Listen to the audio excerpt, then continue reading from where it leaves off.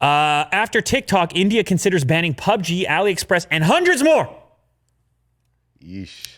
I mean, we talk about things heating up. We know they're heating up. Maybe they're just hot. Maybe they're not even heating up anymore. It's just hot. Yeah. India and China seems to be sort of a focal point of the sort of tech software wars. They just made the call, pulled the trigger on a bunch of big apps, and now they may be increasing that.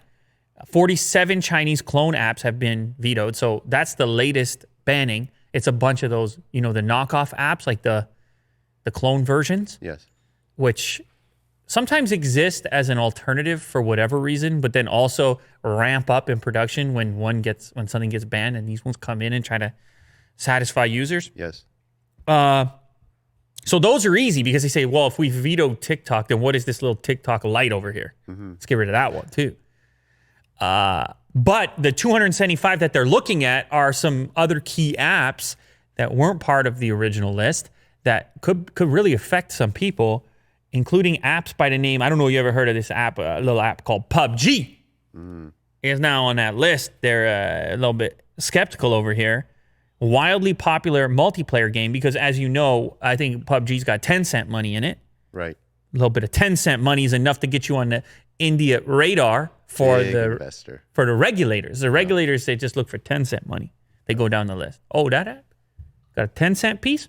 We're going to look into it. So that includes some others as well, including AliExpress is on this list. And so that's a big e-commerce player that could potentially be banned. Now, keep in mind, these aren't banned. They're just on this list.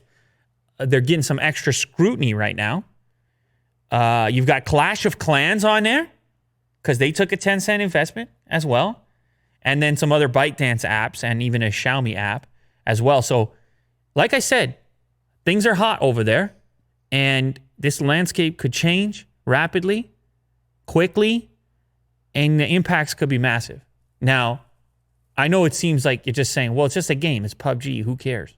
Like, it gets banned. What's the big deal? But it's these pieces of software with huge installed bases. And you had to look at it a bit differently here, Will. It's not about the game being played. The concern here is around data and where the data is flowing and what these apps know about you and where they're all plugged in and tied in. Some of the scrutiny around ByteDance was, for example, one particular flaw, I suppose, on iOS where it was peeking into the dash or into the clipboard. Yes. And they say, why are you looking at the clipboard? And ByteDance says, well, it's an anti-spam type of thing. That's what they say. I don't know. That's what they said? That's what they say. I don't know. You don't see me over here putting the brackets around the code. No. Maybe one day you peek over here. Maybe one day, yeah. You never know. But for me now, it's mostly the news. It's my code. It's where I spend the time, which is fine. That's for somebody as well. Yeah. However, the implications here are massive from that standpoint, not just from the standpoint of what the app actually does, but what the app is doing in the background. So it really doesn't matter if it's PUBG or if it's TikTok. It's these massive install bases that are capable of transmitting tremendous amounts of user data, which is still on paper the reason for all this, even though you may perceive some political component. But that would be up to you, Willie. That would be up to you.